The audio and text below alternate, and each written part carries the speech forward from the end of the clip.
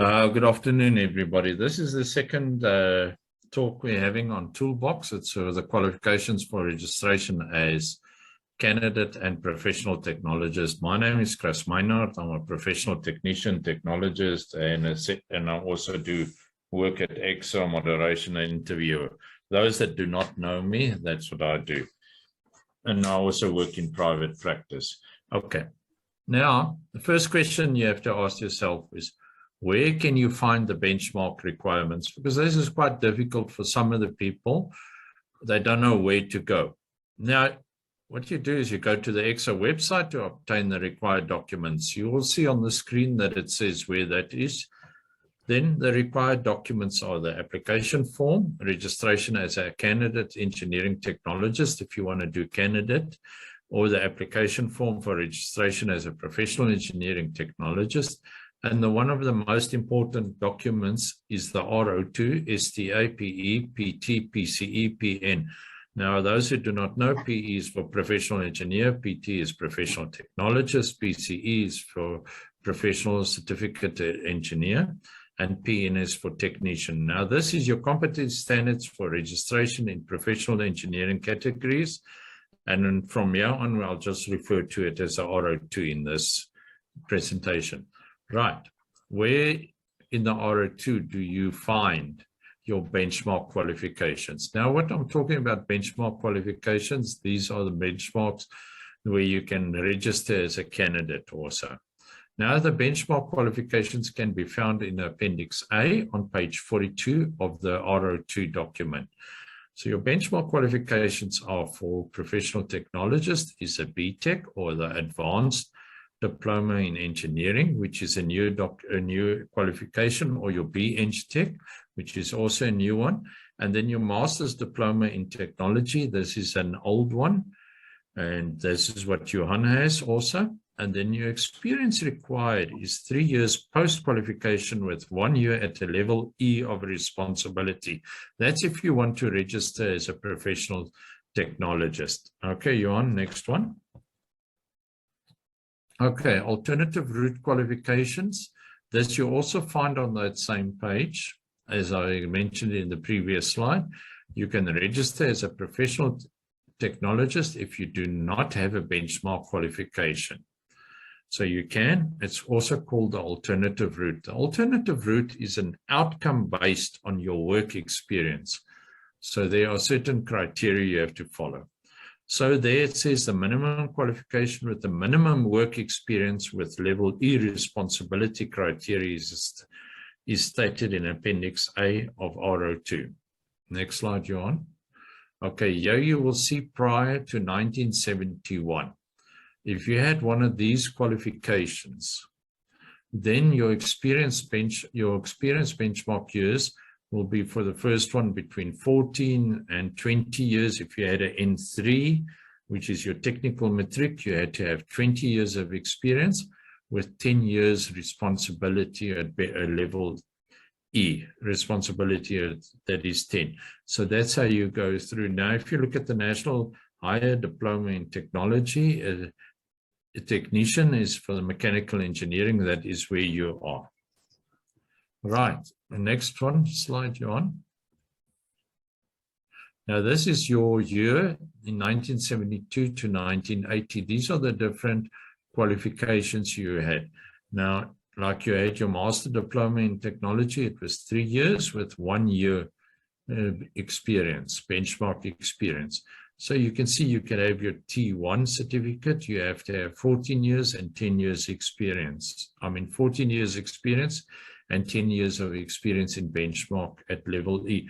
Just remember, it's not 24, it's 14 years. Of that 14 years, 10 years we had to be at a level E of a responsibility, which is a broadly defined engineering activity where you do your own designs and that under the supervision, but it's limited supervision. So you take basically full responsibility of your design. Can you go back one, Johan? I don't know why this thing jumped. It's a mouse 10 to 1. Okay. Okay. That is the 1972 to 1980. The next one. is after 1980. Next slide, Johan. That is after 1980. I think you didn't change the heading there, Chris. Okay. All right. The 1980 we'll carry on. Basically, it's your benchmark of what I said, your BTech, your advanced diploma, and your BEng Tech.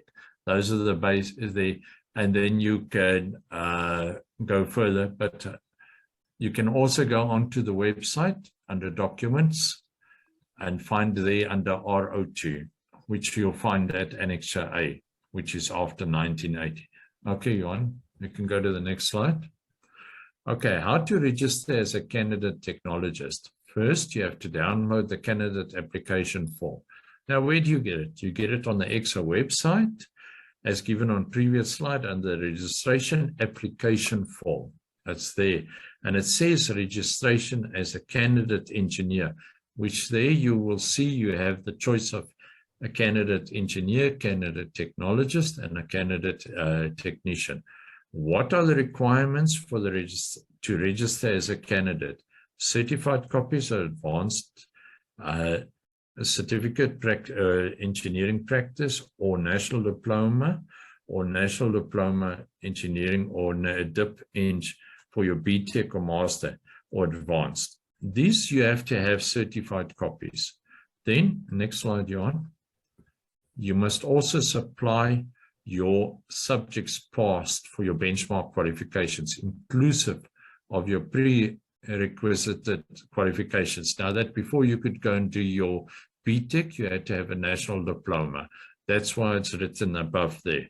All must be certified as true copies, not certified as a copy of a copy.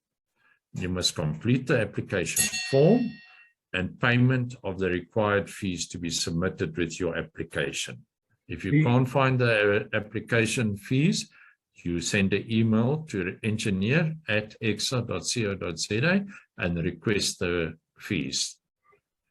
Chris, the list of qualifications or the list of subjects, that's the academic record. That's correct. All of them, they must be put with it to ensure that they can see. Okay, here is the front page where you download. You will see application, the registration as what I said. You download the candidate registration for engineers, but this is the form how it looks in front. So you choose candidate engineering technologist. If you read there, please include certified copies of your national diploma and BTech degree certificates, including certified copies of your statement of results for your national diploma and BTech. But because of the new system and new qualifications that have come out, you'd add that there, as I explained there. Okay, next page, next slide, John. This is the form, how it looks. Your application form for registration as a candidate. You fill in your name and you tell them your address and everything. There's no interview. You just fill in the form and you go to the police station and you do an affidavit there. Next slide. Okay, this, please read your information sheet that does come with it and follow it and read through that and follow the instructions. It's quite easy. I think it's 3 pages you have to complete. I think you skipped a page there, Alexa. Just want to check. I think then that, yes, that's the last page. That's correct. Okay, my references is RO2, STA, that the RO2 one, your application form for registration as a candidate engineer, and professional engineering technologist guide to completion of the registration application form. Okay, and then that's the end of it. It was a short discussion, and thank you. And any further questions, just want to say the next presentation is how to prepare yourself for your registration, how to go about it. Okay, so thanks a lot. Any questions? I see there is one question in the chat group. What are the benefits of registering as a candidate technologist? And the benefit is basically that you pay less when you do your application for full registration as a professional technologist, and also you can use the title of candidate. You have to write it full out, candidate, and write the technologist, and then, for instance, civil or what you want to, electrical or mechanical. There is no short-term title for that. Chris, if you registered as a candidate, can you sign off on No, you plans cannot and sign. documents?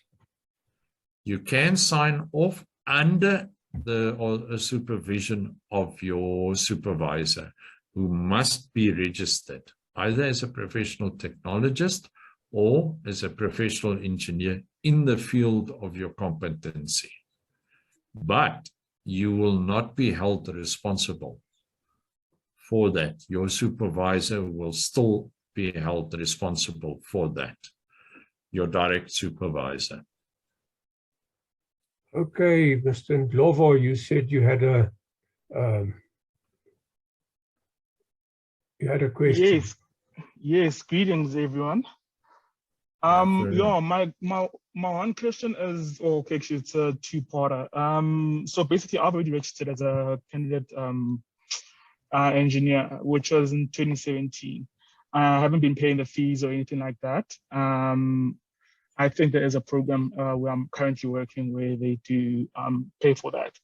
I just have to go through the motions, if I'm not mistaken. But I also understand that, from what I've been gathering so far, this is more in line with a professional technologist and not the engineer. Well, yes, you did mention a few things about the professional engineering registration, but it seemed that it was more focused on a technologist, correct? Is there another, seminar? No, if you want to, you can also ask questions and I will answer them also to the best of my ability. Now, you say you want to do your re-registration. Am I correct? I'm not sure if I need to re-register what, because I mean, okay, yes, I haven't been paying since 2017. I did register. Okay, basically what will happen there is, and it's the same with technologists and technicians, if you do not pay your fees, you get, or you do not do your correct CPD points, and that you get a period for your CPD to correct it. But if you do not, you actually get taken off the registration list. Is that what's happened with you? I'm not sure. I have to actually double check and just verify as to but if what exactly is my off, current status. Yeah, if you're taken off, it's no problem. What will happen is you reapply, and then you pay all the outstanding fees, or you discuss it with ECSA, and then you come to agreement, you pay the fees, and then you fill in your application form. To say, for instance, from 2017 up to now is now almost 5 years. You have to give in the form stating what did you do in the 5 years where you're still practicing in the area of your competency.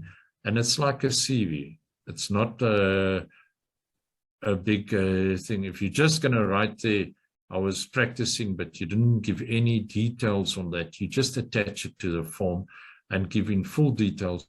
What were you doing? What type of designing or what type of work you were doing?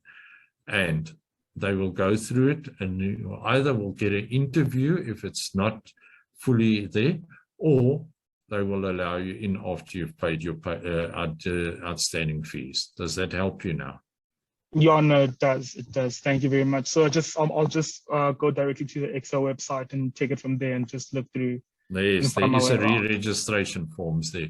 But please don't let it lapse again, because it's going to cause a problem for you continuously. All right. No, thank you very much. Okay, it's a pleasure.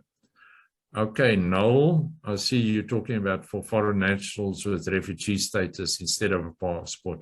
You can fill in your permit number, and you can apply for, if you want to become a candidate or register as a professional. But you must declare that. And if you've got a foreign qualification, please get it assessed by ECSA before. Do not use SACWAS. because we use, it goes for the, the Education Assessment Board. Those guys, they go through it and they will tell you if you are on the level of a technician with your qualification, or as a technologist, or as for an engineer. Okay. And we've got a hand up and we've got one question on the chat. It says, if Yes, you I have, just want to run through the chat there. Okay, Noka, if you have 5 years experience after diploma and I have 1 year experience after BTech, will your application be considered if you have met the outcomes? Please go to RO2 document and Appendix A. There you can look at your diploma and what is the qualification after that, if you do.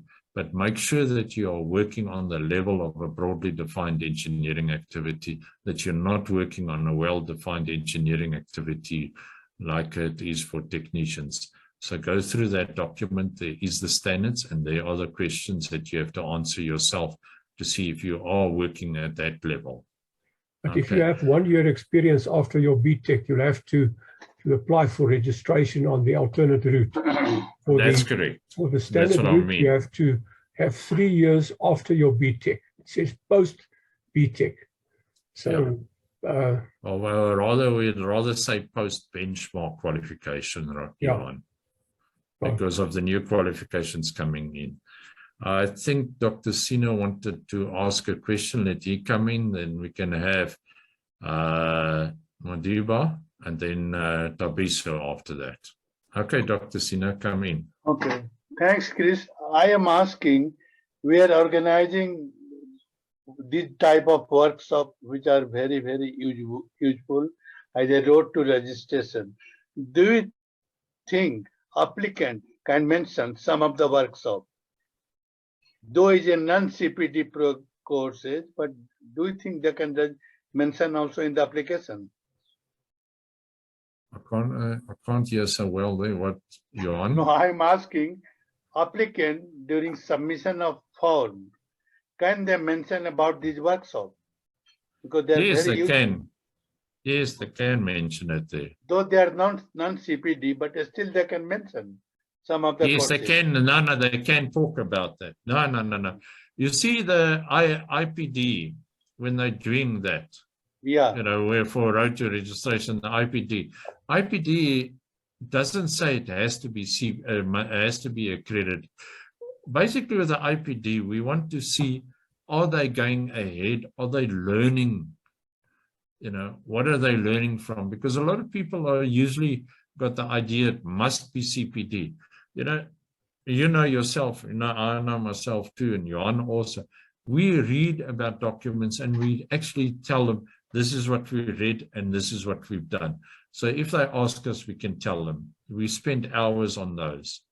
Because even while I'm preparing this, I actually also put it in there too, in my, for my 5 years cycle. Okay, and it does get recognized, so. Okay, thanks. Okay, Madiba? Or Madaba? Please unmute yourself. Oh, Ken, thank you, Sam. I just wanted to ask something.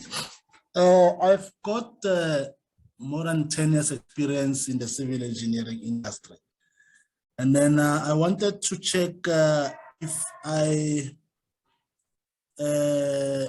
received my BTech last year, will I be able to register as a PR technologist, or must I go back as a PR technique? Okay. And then the second question. Okay, let's just do that one first. Let's just do that one first, and then we can go to your second question. Okay, thanks. Okay. Your PR, you got your BTech last year, but you've been working 10 years in the industry. You know, it depends on what level you were working at. So that's where you must go back to the RO2. Now, you've got your BTech, although you've been working 10 years and you only got 1 year, you can apply on the alternative route, which is the learning-based there. Do you understand what I'm saying there? If you Okay, want yeah. to, if you want to do, how long did you do your BTEC within 2 years, or did you take it over a long period of time? For 2 years. Okay, because we had a case, I had a case of a person that he wrote his BTEC, but he wrote it, all of his subjects about 10 years ago. And he only had to have one subject, but he was already working on that level. So he didn't require him to go and do the, what do you call it, to go with the 3 years. Because the subject he was outstanding that he had to do was not a critical subject, as what we say, technical subject. It was more administrative subject, for instance, an academic subject. So he could go and apply on the normal, as if he had his BTEC. But in your case, you can go according to the alternative route if you do not want to wait for a period of 3 years post on your benchmark qualification. It's for you to decide. But please go through R02, that document, and read what is the requirements for technologists. Okay, now you can ask your second question quickly. Yeah, the second one, my BTEC is in urban and planning. Yes. Urban and planning, can we register as a technologist also? Technologist. So you're not working in civil at all? You didn't do BTEC civil? Or did you do it urban planning? Yes, but what subjects in urban planning did you do? It's most of the subjects are mixed of water and transportation. No, you can still do it. That's no problem. No, it is a civil engineering qualification, Chris. No, because what I'm saying is, he said, why I asked that is because he said he's urban planning, only urban planning. You get the guys who just do urban planning and trying to get over, but if you've done civil, then it's fine. I haven't got then you want to have a problem in that. Okay. Well, thank you very much. Thanks. Okay, it's a pleasure. Okay, Tabisa. Good afternoon. So I've got a bachelor's in mining engineering, and I've got 4 years experience in the mines working on projects there. But this is when I was trying to register with ECSA. So I wanted to find out if I can go ahead and register as a professional engineer, or I need to start by registering as candidate, or is there some type of exemption that can be put in place with regards to that? Okay, you want to register as a professional technologist or a professional engineer? A professional engineer, but the projects I was working on were not in South Africa, they were in Zambia. Okay, so if you want to work, register as a professional engineer, so you got a BSc, am I correct? Yes, I have a BSc.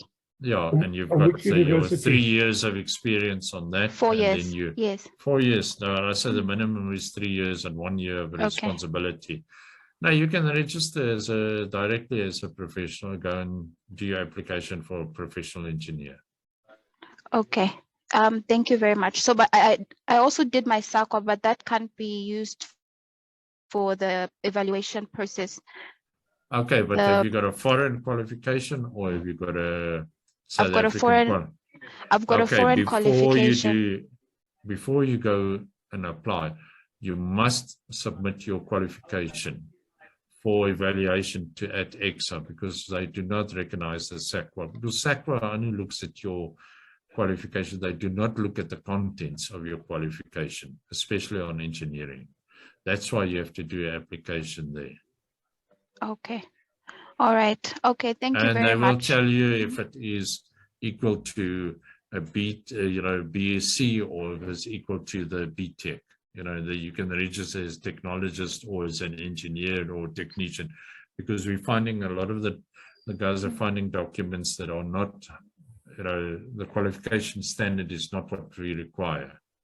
Because we're not doing just one qualification. You understand? Let me explain. We are a group of countries in the world that give this standard of qualifications. So if your country is not equal, belonging to that, then there is a bit of a problem. That's why we do the registration and the evaluation. Okay, so I had ideally already submitted for the candidate registration. So is it okay if I push in for professional registration as well? Yes, you can, but have you got your qualification evaluated by ECSA or not yet? So my candidate registration was not acknowledged. It was put on hold because I was told to submit for the qualification evaluation first. So that's what I'm about to submit for. Yeah, do that first, and then you carry on. If you want to, basically, you can apply once they've given you what your qualification is equal to. Then you apply for that, directly. If they say it's equal to a BSc in engineering, then you apply directly to, without going through the candidacy. Okay. Okay. Thank you so All right. much. Okay. Right. Does it answer all your questions? Yes, it does. Given me a lot of clarity now. Okay. That's a pleasure, my dear. All right. Thank you. Okay. Chris, there's a number of questions in the chat Yes, box. I see. While you're reading it, I'll answer that one about SAICI and IPEIT. IPEIT and SAICI are both voluntary organizations. ECSA is a statutory organization, which means that ECSA is brought about by Act of Parliament. And you have to register as a professional with ECSA. IPEIT and SAICI are voluntary organizations. You can, it's your choice to belong to those organizations. The difference between IPEIT and SAICI is, first of all, IPEIT is a technologist organization. It's the Institute of Professional Engineering Technologists. It only caters for professional technologists and for technologists, graduate or professional technologists. Whereas SAICI is the Institution of Civil Engineering. So in other words, it caters only for civil engineering people, whether it's technicians, technologists, or engineers. The application fees and the annual fees are different. SAICI is a much bigger organization. They supply a lot more services. They have a big staff, whereas IPEIT is a small organization. And our aim at IPEIT is to be affordable. Our membership fees we try and make it affordable. It is it's going up to 550 Rand a year in a month's time. And our CPD that we supply, we also try and be affordable and charge a much lower fee than other organizations like Institute of Electrical Engineers, Civil Engineers, or Mechanical Engineers. So both organizations, if you are a member, you get a discount from ECSA. The discount from ECSA last year was something like 680 Rand on your ECSA fees, which you get a discount if you're a member of one of the accredited voluntary associations like IPEIT and SAICI. So SAICI's fees are higher. IPEIT tries to keep try to keep our fees below the ECSA discount, so that you actually your IPEIT fees in a sense is free because your discount at ECSA covers that. So that is the basic differences. And we do this for free, but SAICI and ourselves have an agreement on these talks. Tom from SAICI takes the talks and he puts it on another platform. And for SAICI members, it is free. But if you're not a SAICI member, you have to pay to go into it. Whereas we put this on without any changes, we put it on our platform, and you can go and look at all the different talks for free. So, as I said, that is trying to explain in brief the applicable differences between SAICI and IPEIT. Chris, would you like to take Okay. some of the questions? Yes. All right. I just want to make one mention there. We put it on our website, and even if you're not a member, you can get a hold of these talks. That's what we have to note there. That's for free for anybody who's doing registration. We would like to get more members, not members, more people to be registered as professional technologists. All right. I'm just going to answer Tabo. He asked, does the experience acquired prior my BTech and PR Tech candidacy registration count when I proceed for PR Tech application? It is advisable to write from day one when you got your diploma and where did you and your experience you picked up from level A right down to level E, because it helps us as assessors to see how you progressed, and also it helps to see at what level you are, because some of the candidates, they put the wrong level of experience, level of responsibility. They say they're at level D, but they're already at level E. So that helps. Okay, then Promise asked, sorry, I cannot talk. My experience has strong hold on project management. I do not have extensive design experience. In my mind, I think the report to ECSA should be involving designs with calculations, AutoCAD drawings done by me to resolve the problem. Is this really the case? All right, it depends on what type of project management. If you're just doing project management, then it is a bit of a problem. But if you're doing construction engineering project management, in the field that you are, you're still going through documents, you're still going through designs, you go through the designs, you see the design is not correct, and you actually bring up solutions which allows you to do calculations. So that is what it means by there. We want to see your competency. Do you understand?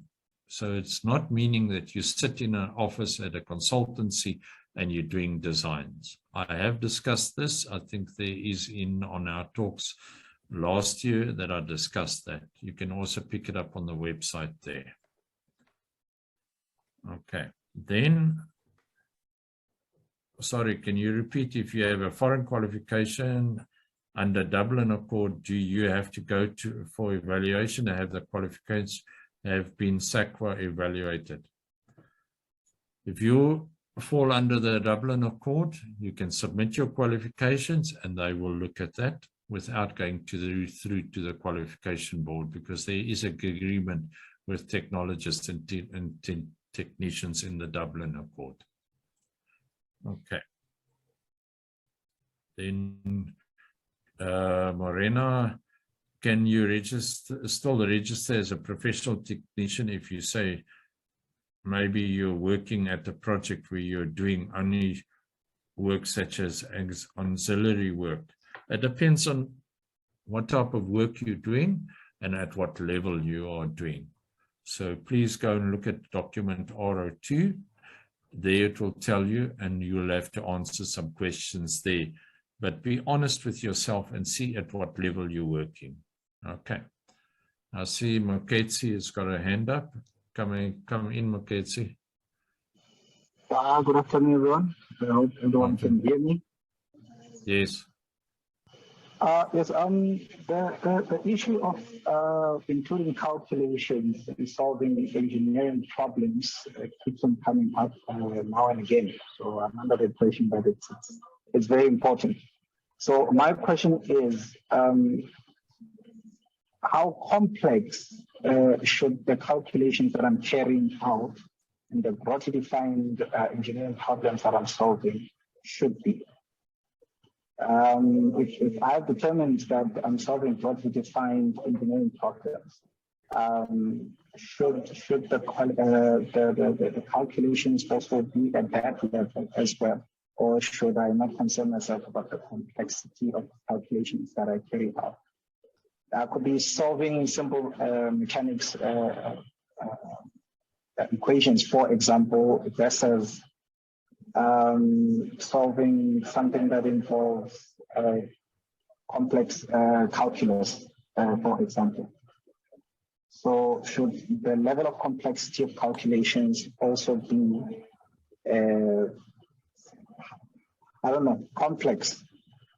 Should I say Okay, that? so it's not complex. So we're talking a broadly defined engineering activity. Yes. Okay, what are you in mechanical field? Ketsi, are you mechanical? Also reflect is broadly defined. Yes, I am. Yes, but I say, are you in mechanical or in civil or electrical? I am in mechanical. Okay, so if you're in mechanical, you're going to use some formulas there that you can be repetitive. Am I right? That is more or less on a well-defined engineering activity. Now, what you talk about working on a higher than that, where you have to do some calculus calculations, you have to do heat transfer, you have to do motor determining the bearings and the lifespan.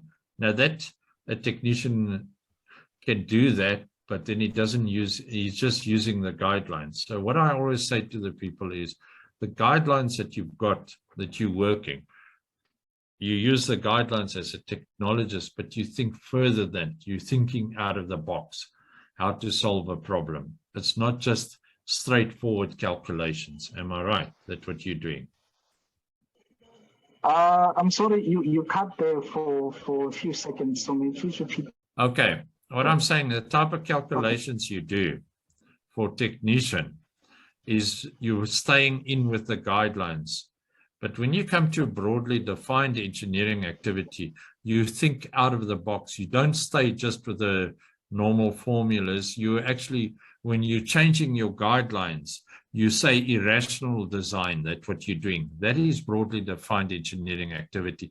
It's very near to complex. The two of them are so near to each other, but you're not just doing it repetitively. You do some of the work is repetitive, but you're also thinking further out of the box.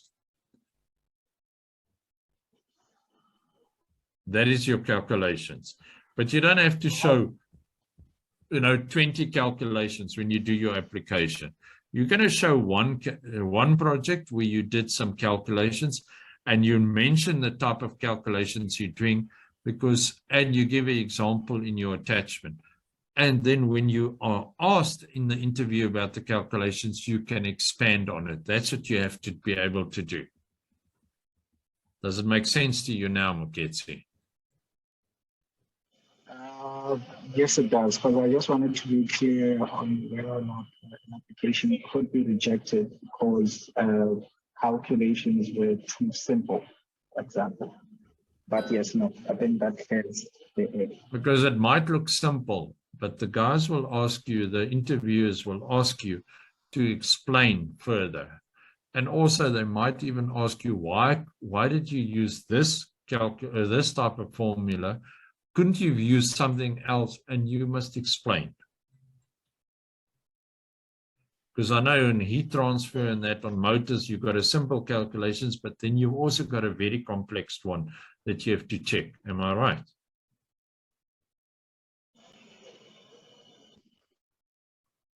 Okay, see? I seem to have lost him there.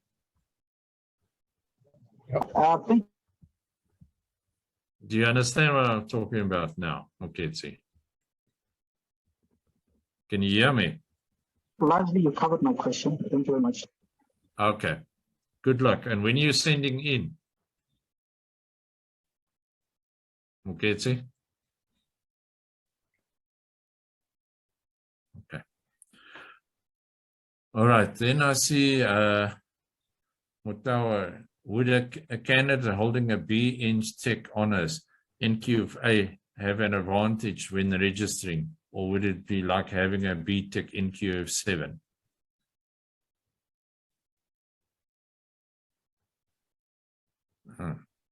It's basically the same there.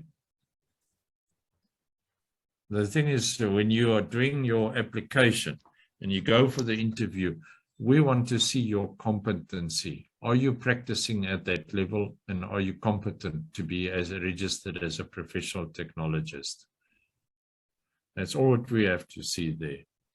So make sure that you know what you do when you do your application, be with your competency level that you've got and in the field that you are practicing. So don't go and work on a different field and then you think you can come, get in. Because we do get applicants that use their friend's application and they fill it, change a few words, and when they get asked, they do not know. So stay in the field of your competency. Okay. Jan, is there anybody else? I don't see anybody at the moment, but anybody's welcome to ask a question. If you have a question, just unmute yourself and ask if there's nobody else talking. Okay, I see they asked here, can one register as a PRN if they have a BTech, BEng Tech, and an MTech? an MEng. Strictly speaking, you can, but you have to do some other courses in between, especially with your BTech. And I think the BEng Tech, you have to do your, I'm not too sure how they go about that, but I think you have to do an honors, a structured honors, and then you can apply. Am I right, Johan? I think that's correct. Prof. Sina can also help us there. Dr. Sina? Thank you very much. Maybe I can put my input. If their students are doing bioengineering honors, it will just develop his professional development, ECSA outcome 11. But he or she must satisfy the competency, as you have indicated. But bioengineering tech honors is mostly for a pathway for my professional master and then to register as a candidate engineer. That's all. So this, because there is a lot of, problem that I am a PR Tech, I am a PRN, I am PR Tech, So ECSA decided that let us introduce honors and professional master. Research master we have. So they have introduced honors and professional master. After completing professional master, they can register as a candidate engineer. And after 3 years candidacy, they can apply for PRN if they get competency in a complex engineering activities. Thank you very much. Yeah, thanks a lot, Dr. Sina. Okay. But if they're going for the honors, that must be an engineering honors that is recognized by the universities. Am I correct in that? Yeah, field? you are correct, because it's in ECSA endorsed program. Honors That's is also correct, yes.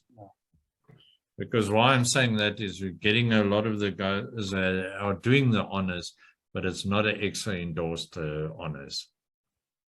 Yeah. Okay, I saw there was somebody who had a hand up and they disappeared.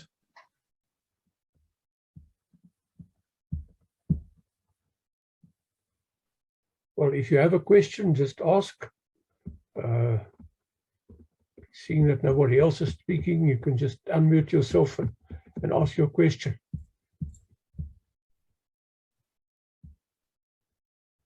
Chris, I think what you can explain while we're waiting for other questions is the whole thing about the design experience. You touched on it just now, but if you can explain it in a little bit more detail, because people always have that problem, and there would definitely be people that would gain from it if you explain it. Okay, then I'll explain. All right, I'm going to quickly explain 3 scenarios. The first one is you're working for consultants, you pick up your design experience. That's no problem. That's easy for those applicants. But now you're a contractor and you're working as a site agent. Now you see you have to have design experience. Now you wonder where you're going to get the design experience.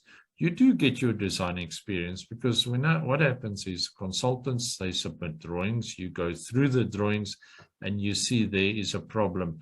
You cannot, for instance, build this according to what they required. Because of conditions on site, it's unknown conditions and it's difficult and it's expensive. Then you come up with an alternative design. That does count as a design.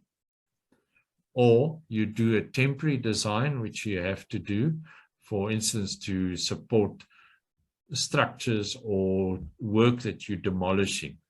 Or you have to do shoring. You're designing a shoring on a trench. It's not everybody, and you use your geotechnical experience and your studies that you've done.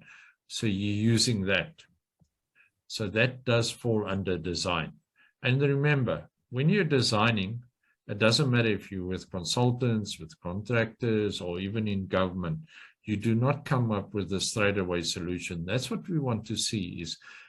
That's why we're looking for 2 or rather 3 maximum, a minimum of 3, or rather say we're looking for 3 design alternatives, and you choose one design. And why did you choose it? Now we're going to come to the third scenario you get. You work for government, you work for a parastatal municipality. You don't do designing at all, but documents and designs get submitted to you for approval. Now you go through the design and you see there's something not right. You check the design. You don't just go according to the checklist to tick it off. You look at the design and you see the design is not correct, for instance, or you've got an alternative, and you look at different alternatives and you call in the consultant or whoever submitted the design, and you explain to them, this design is not going to work according to your calculations. They must explain if they cannot, and you can also tell them what you suggest will work. So that falls also under designing. So don't think that because you're not working for consultants, you're not doing designing. If you're an engineering project manager, you get drawings get sent to you of the designs of the different consultants. You take them, you look at them, and you see if they do tie up, especially in commercial buildings and retail centers and that. There's a lot of services that are working together, and you look and you see what is the best solution. Although you're a project manager, you are still doing designing there. You come up with alternatives and you discuss it with the various departments or the engineering guys that are working there. So that is engineering project management. Okay. Anything there further? Afternoon, Johan. Junior, how are you? I see Johan van Schalkwyk. Yes. How are you? I can't complain. No. Usually you got a lot of questions, but today? No. I was actually listening to it and what you were saying. And but off the record, I think we need to talk about at some point the record keeping, because I think lots of the candidates talk about the projects that they work on, and I wonder how many of them documented correctly from the beginning. And maybe in the next session, we can show them, that workplace training plan app that we designed and other ways of keeping a record and making sure that they link it to the outcomes, those kind of stuff. But that's for the next round. I think they'll find lots of value in that. Okay. And also I think the material that we're going to upload onto the website this year, including the stuff that you want to add and Johan and all of them, I think the website's going to have most probably the potential for more and more candidates to come through and be part of IPEIT. Okay. Yeah, Johan, can you on the chat just give the address of the website where the guys can go and look at the previous talks that we've done? And while you're doing that, and I see Muketzi's got his hand up, but before he asks his question, we do record these sessions, and Johan van Schalkwyk puts it up on the website for us. So you can go back to the 25 odd sessions that we've done before. It's a bit long to listen to, but they are there, and you can look at the PowerPoints. They're also there. Also from IPEIT, we have a couple of chat groups, WhatsApp chat groups, where we, as a service to the members and to industry. First of all, we have a chat group, which is a discussion group for ECSA registration. And so you can put your name on there, and if you have a question, you put it on there, and either myself or Chris or the other guys on the group will answer it. We've already got 2 groups there. What we do is if a group is full, then I just create another one, which is a clone of that. And so because a WhatsApp group can only take 257 people. Then we also have a job group, which is a group where we put job opportunities that we find on the internet. And at other groups, there's a couple of groups that I regularly go through at least once a week, and I put up jobs that are advertised there. And a lot of the people that are on the groups, if their company has a vacancy, then they put it on the group, and I then just copy it to the other 2 groups. There's 3 of those groups. So, and then we have a group for members, which is just, but it's not a very active group. But if you have any questions about membership and or technologists in general, you ask it there. So the phone number which you have to send a WhatsApp to be on the group is 073 336 2471. 073 336 2471. Now, a couple of weeks ago, we gave that number again, and I've been flooded with people asking me for putting it on, and I've been very busy with other stuff. So I haven't put everybody on, but I will be going through the phone, and I don't answer that phone. It's a separate phone number from my own personal phone number. And if you have a question, send a WhatsApp or an SMS. I'll look at that, but the phone is not, I don't keep the phone with me, and I don't answer the phone. So again, I'll try and put the number on the chat, because I tried to before, but it goes direct. It wants to give go directly to some people. So let me, if someone can put it on, the number again, 073 336 2471. That's it. Kondwa, thank you for putting it on. That is the correct number. And as I said, if it takes time, hang on, I'll put you, but please put your name on there. Don't just say, please put me on the group. I don't know which group you want to be on. Do you want to be on the job group? Do you want to be on the registration group? You want to be on both groups. So please put your name there. Otherwise, I'll just send you a WhatsApp and say, please give your name, because with IPEIT, you're not just a number. With us, we're a family, and we work by names. Thank you.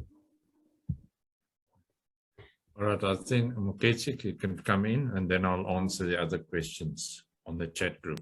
Okay, Muketsi. All right, thank you, Chris.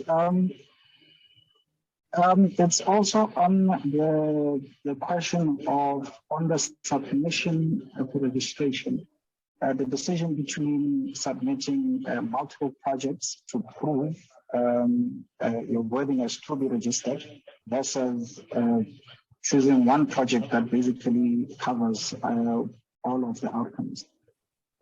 What are the pros and cons, and in which scenarios would one be compelled to use multiple projects or engineering? Okay. All right, have you got a pen and paper with you?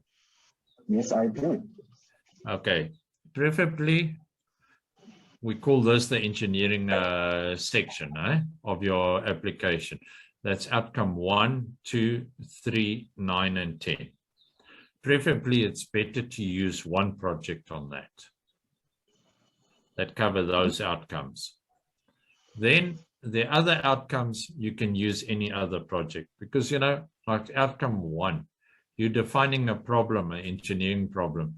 Now in outcome 2, you're discussing your design. Now, if you're going to define a project of outcome 1, one project, and outcome 2, you talk about a different design of another project, it's very difficult for us to tie up. Okay. You understand what I'm saying there, Moketsi? No, I definitely do, Chris. You know, it's like you go and buy a car, but you go to Volkswagen, and the agents next door is Ford. So the agent there says to you, okay, I'll give you the wheels of the Ford, for the Volkswagen, but go next door and get the body of the Ford. And then you go to another guy, the GMW, and then you go and get the engine. You will never know if it's going to ride. Am I right? No, that is true. So basically, those are the outcomes. Keep to one project there. It's easier for us to follow, and it's also easier for yourself. And only take one project, because you're going to talk in your TER, you're talking about all different projects. We look at that too. So you don't have to try and prove to us that you did all those other projects, because that's where the TER is your training experience record. Your supervisor signs off that as you do your projects. All right. Okay, does it make sense to you now, Moketsi? No, it definitely does. And I would like to say that I'm in support of what Brian Jr. actually just put out there, to say that you need to be aware of how to keep track throughout. And to answer your question earlier that I did not have the opportunity to answer, I'm actually at the very beginning of my career. I've been doing what I'm doing for roughly 10 months now. So being able to keep track for the next 3 years is actually crucial. So that as you finish a project, you know, get your supervisors to sign it off. Fill in your TER form and you sign it off, and get him to sign it off, because we're looking at it and we say, okay, you did this project maybe 5 years ago. You signed it off to say it was correct. That is your experience.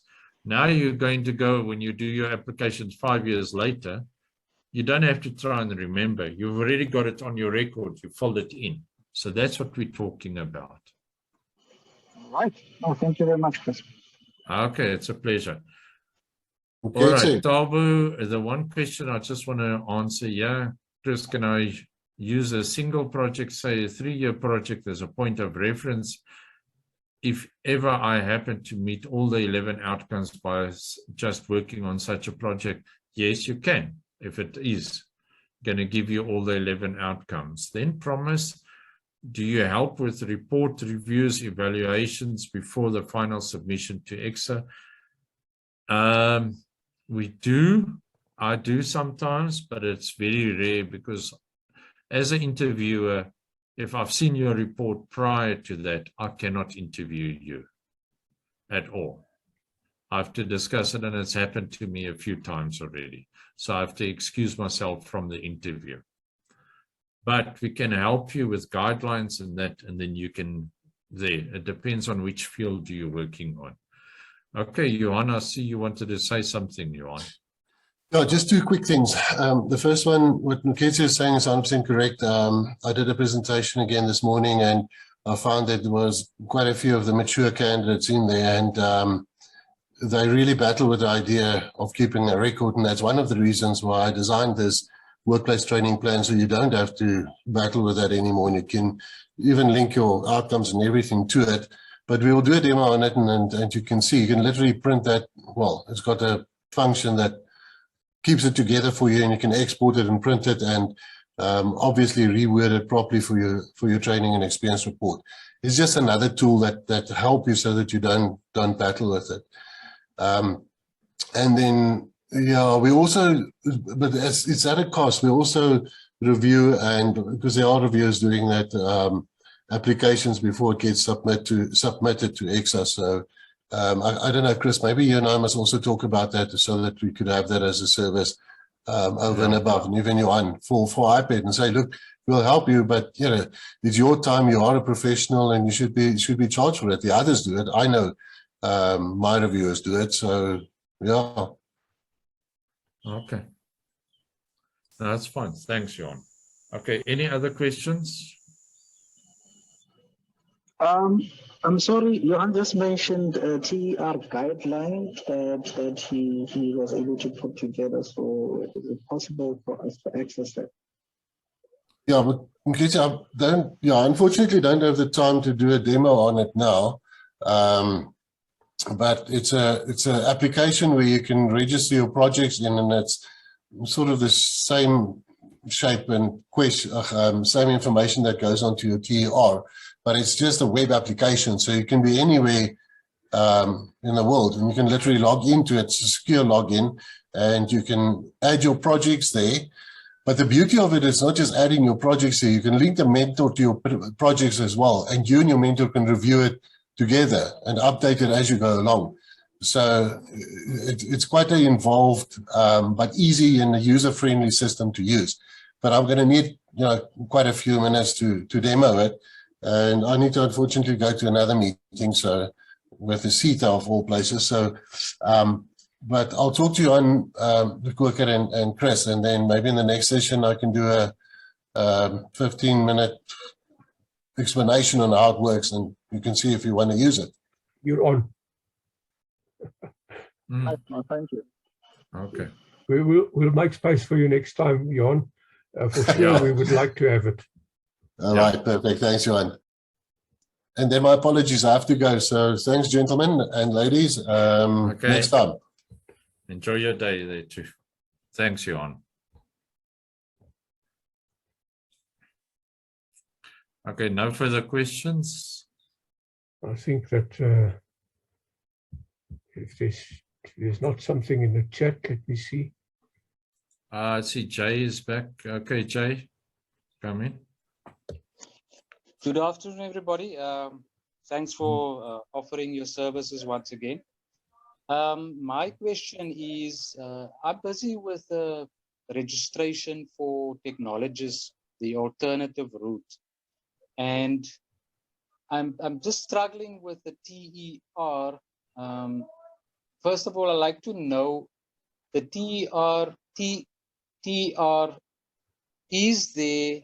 Do you get multiple sections that you have to fill in, or is that only that section pertaining to from the time you were trained up to, let's just say, this period? Or do you copy that form and you continue with each set of training or position title that you were in? Okay. First thing, if you're going an alternative route, you could just go back 10 years. Okay? Yes. Because otherwise your document is going to get very big. Then you're not going to fill in that, you're going to do the TER only up to 10 years ago. So you're going to use your TES, but there is another form, your TER. It's not a TER, it's not a TER, there's another form there. Just check it up there. I can't remember now, but it is your outcomes training report for 10 years that you fill in. Only back to 10 years. You don't have to go 20 and 30 years back. Okay. So make sure that you are, when you're on your level E responsibility, that you do get that requirement also corrected. Depends on what qualification you've got there. Yes. You understand? So go through your, so the guideline that I can give you there to work on is also you go and do your application form, download the guidelines for application form, and also your the R02 one to help you there. The guideline of application form helps a lot. So your first 5 outcomes you do on your alternative route, and then from outcome 6, if I remember right, that you fill in on as if it is a normal form. You don't fill those first 5 outcomes there at all because you're going the alternative route. You haven't got your BTEC, for instance, so you don't have to fill that in your designing, and that falls under what you've done there on the alternative route on your outcomes, on your training outcomes there. Does it make sense to you, Jay, now? Yes, so outcome 1 to 5 I leave out. And then Yes, because you're doing it on the alternative. yeah. Because I see a lot of the applicants who go on the alternative, they write on the first 5 outcomes as if they've got their BTEC. And that is a problem because what happens is a lot of the assessors, they go and read only that, and then you do not get your answer. So you go back to the first 5 on the alternative route.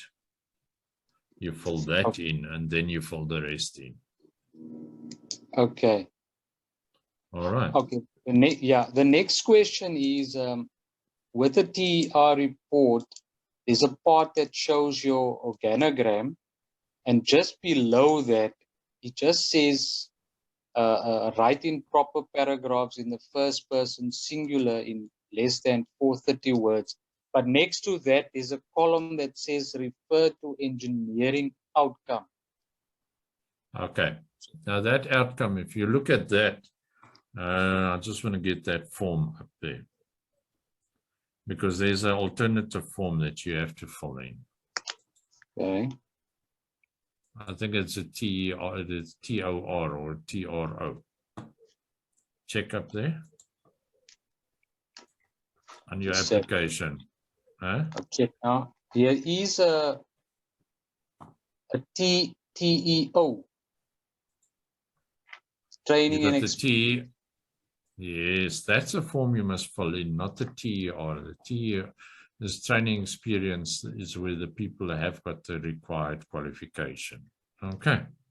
Okay, so the outline I must do and not the TER. Yes. Okay. I think it's a TOR, if I'm not mistaken. TOR. I don't know. Just check up there. Just want to see which one it is.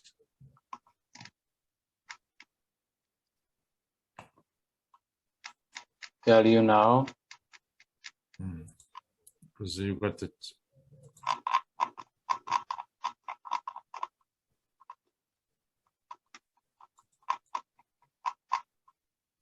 I only see a training and experience outline. Oh.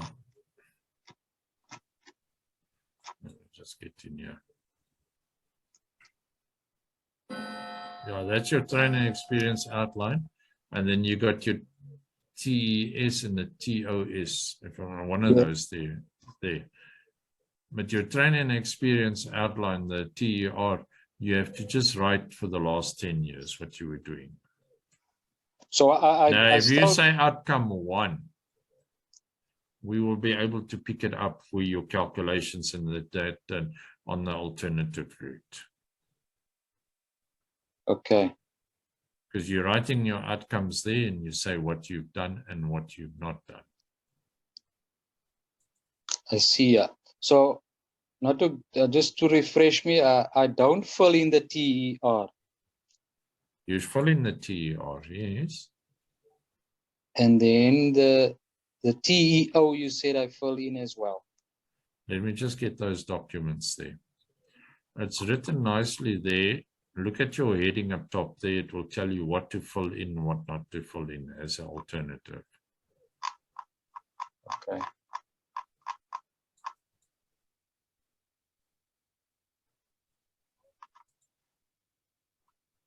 And I'm not sure if I've got the right form as well. So you go to the website and you please download the latest form because they do change it quite, regularly. Okay. They do update it, so make sure you got the correct one. Okay. Because if you got the wrong one, you got a problem. Yeah. Okay, I'll have a look at That's that. what you can get into a lot of problems there. Yeah.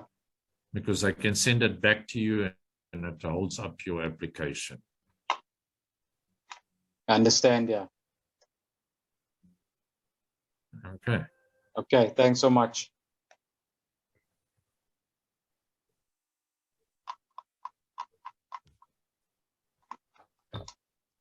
Okay, doesn't look like.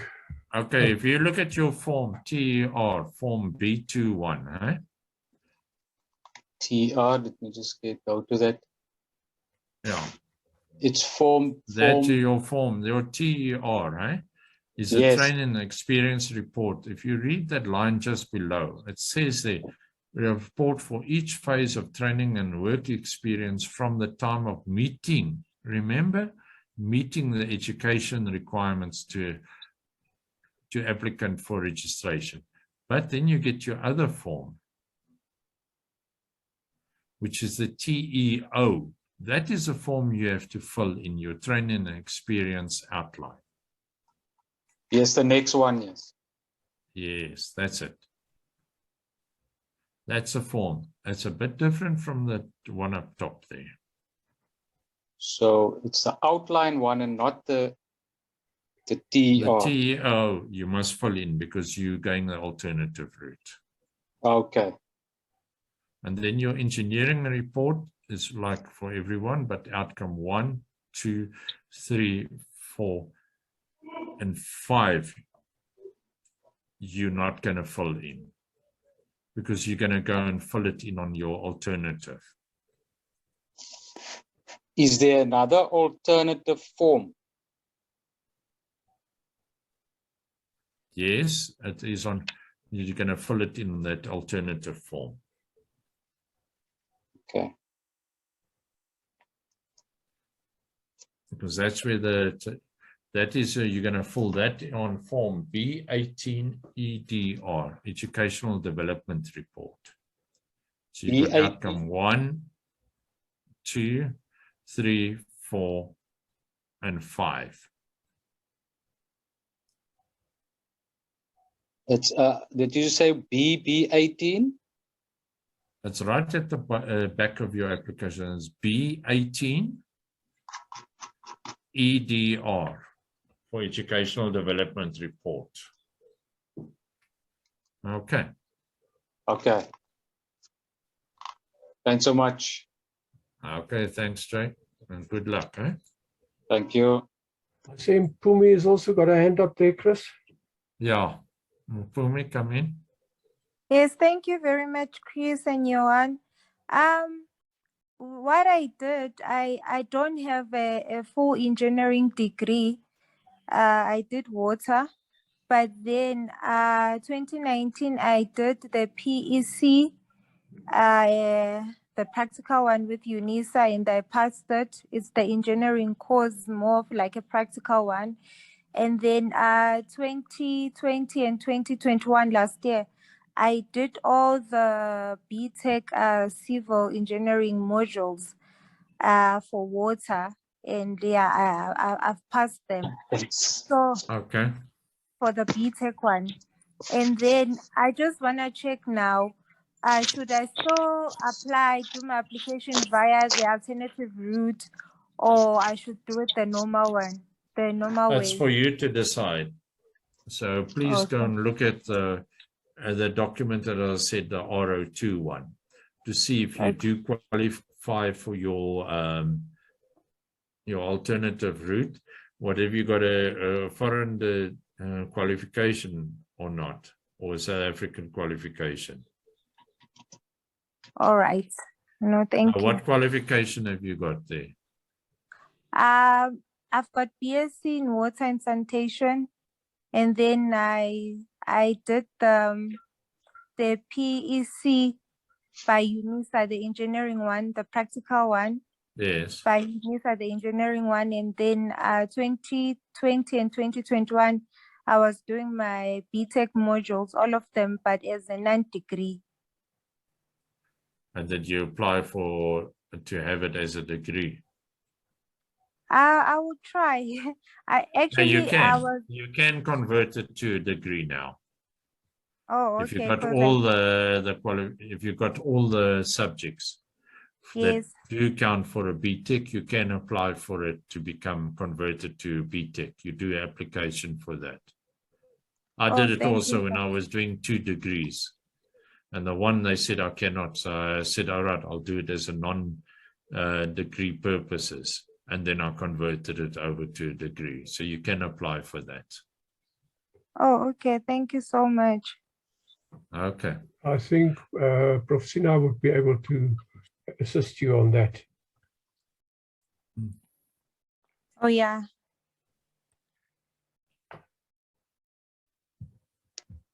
No, actually, this lady is my student. Ah. Now, and I will ask you one thing, Dr. Sina. Why don't you give her guidance? No, because what happened, no, she has completed from University of Limpopo. Limpopo doesn't offer BTEC degree, engineering degree. So I suggested that you do PBL, project-based learning, which is a new concept of ECSA in place of will, because will placement is difficult. So PBL, I was the lecturer. So she completed PBL part 1 and part 2, 1 year, very successfully. Then I asked her to do some modules in the BTEC, also honors, as a non-degree purpose, because UNISA was not allowing full-time, because she has a first degree in science. She is a local South African lady. So in my opinion, it's a good idea. She can apply through alternative route. Yes. In my opinion, Yes, she can. Also, she must just make sure that she's got the years of experience on the alternative. But as also, if she's got all the BTEC subjects that are non-degree, she can get it converted to BTEC. Also. Yeah, she can apply at UNISA to convert. And yes, even no, she they has can done do that. few modules Okay, in just hang on honors. a bit. Yeah. I'm in a meeting here. I'll just because that's what I did with at one time. I was doing BTEC subjects, and in the meantime, I was also doing the LLB. And then they said to me, "I'm not allowed to have do 2 degrees at the same time." So what I did is I said I'll still stay with the LLB, but then I will do the BTEC subject. I had to do 2, to get my BTEC. So I said I'll do those 2 as non-degree purposes, and when I got them, I converted it to BTEC. Yes, she can do You're it. allowed to. She can do that. And my opinion, she should apply for alternative route. Similar problem happened. I'm giving one example. When I was in Department of Water Affairs, my Director General, Cornelius Reiter, was a scientist, BSc Hydrology, Water Resources. So he contacted me many times because I am working ECSA long year. So I suggested him that you apply through alternative route because you are a Director General, you know everything. Even by virtue of his experience, he gained design experience also. And he applied. And he applied through alternative route, and he's a professional engineer now. I'm quoting his name also with his permission. So it's a good idea for her to apply through alternative route. That's correct, yes. She can do that. Okay, thank you very much. Okay. Okay, Mpome, bye-bye. Okay, keep well then. Jan, I think we can wrap up because I've got to do some other stuff also this afternoon. There's a few critical items. Hello?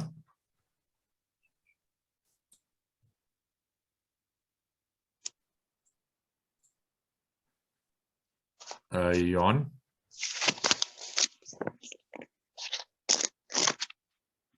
Okay, to everybody, is there any further questions? If we haven't got any further questions, we're going to start talking next. The next talk that I will have is to do with not just record keeping, but how to go about and prepare yourself for registration. Because the next talk is how to prepare for registration in your career. Okay. So basically we've come to the end, and enjoy your day. You can start logging off.